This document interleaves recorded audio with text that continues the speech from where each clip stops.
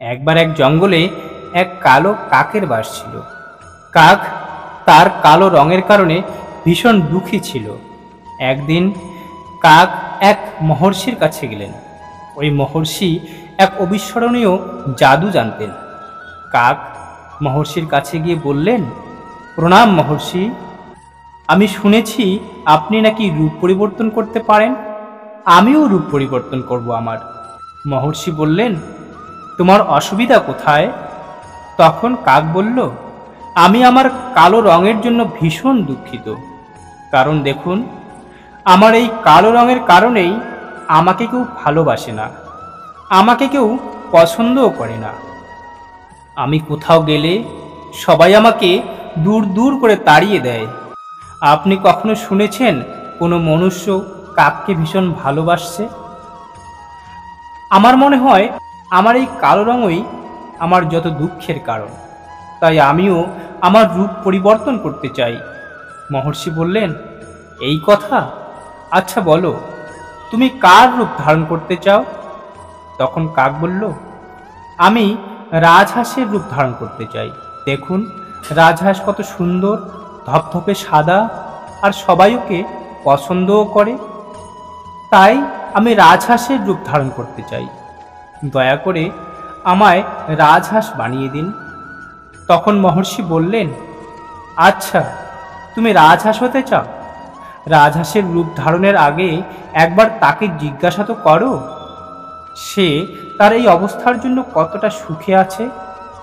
কাক একটু ভাবল এবং বলল, কথাটা তো ঠিক, একবার তাকে জিজ্ঞাসা করে আসি।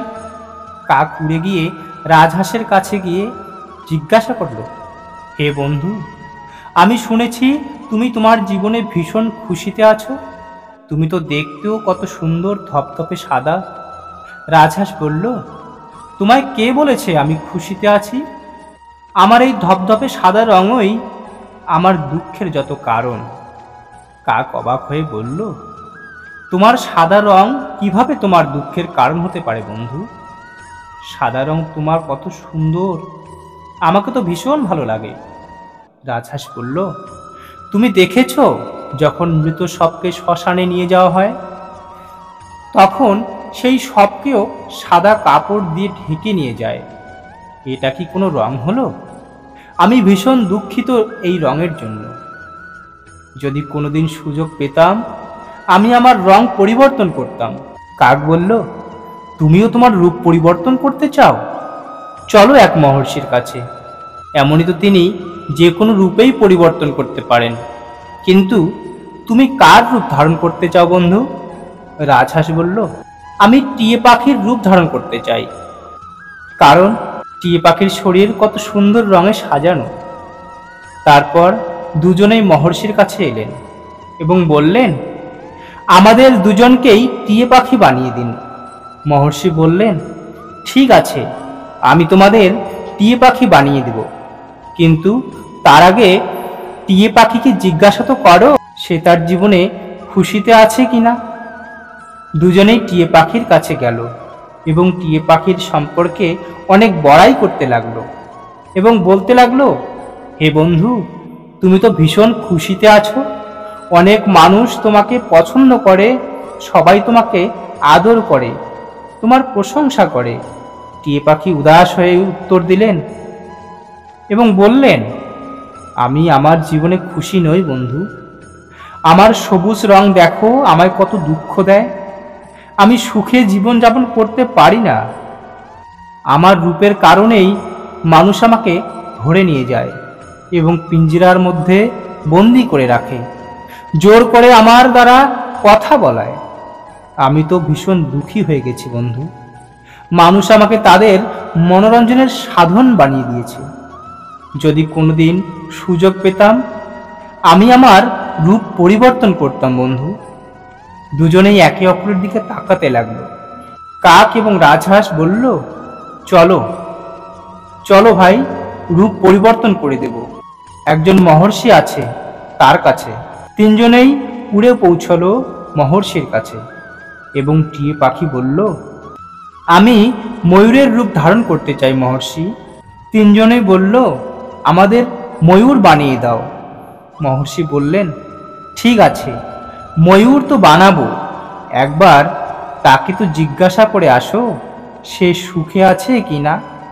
তিনজনেই পৌঁছলো ময়ূরের কাছে এবং বলল, ময়ূর, তোমাকে তো ভীষণ সুখী লাগছে গো, তোমার থেকে খুশি মনে হয় আর কোনো পাখির মধ্যেই নেই। তোমার এত সুন্দর পাখা, এত সুন্দর তোমার নৃত্য। একথা শুনে ময়ূর বলল, এই তো দুঃখের কারণ বন্ধু, আমার জীবনের ঝামেলার কারণ তো এটাই। আর বলল, তোমরা কি একটা আওয়াজ শুনতে পারছো? তিনজনেই বলল, হ্যাঁ, শুনতে পারছি তো, এমন মনে হচ্ছে এদিকে কোনো মনুষ্য আসছে। তখন ময়ূর বলল, এখানে বিপদ আছে, তোমরা উড়ে পালাও। তিনজনে উড়ে পালালো, কিন্তু ময়ূর উঠতে পারল না এবং একটি তীর এসে ময়ূরকে আঘাত করল। ময়ূর ভীষণ ছটপট করতে লাগলো এবং তিনজনকেই বলল, শুনো, যেমন পরিস্থিতিতে আছো এতেই সুখে থাকো। আমি এত সুন্দর, তাই তো মনুষ্য আমায় শিকার করে এবং আমার পাখনা বাজারে বিক্রি করে। ময়ূর মরতে মরতে কাককে বলল, হে বন্ধু, এই পৃথিবীতে যদি কেউ সুখে আছে, কেউ খুশিতে আছে, আর সে হলো তুমি। কাক বলল, কিভাবে? ময়ূর বলল, তুমি কখনো শুনেছ কোনো মানুষকে কাকের মাংস খেয়েছে? মানুষ মুরগির মাংস খায়, কিন্তু কাককে কেউ খায় না, আর কেউ কাককে পিঞ্জিরার মধ্যে বন্দি করেও রাখে না, এবং তোমার কেউ শিকারও করে না।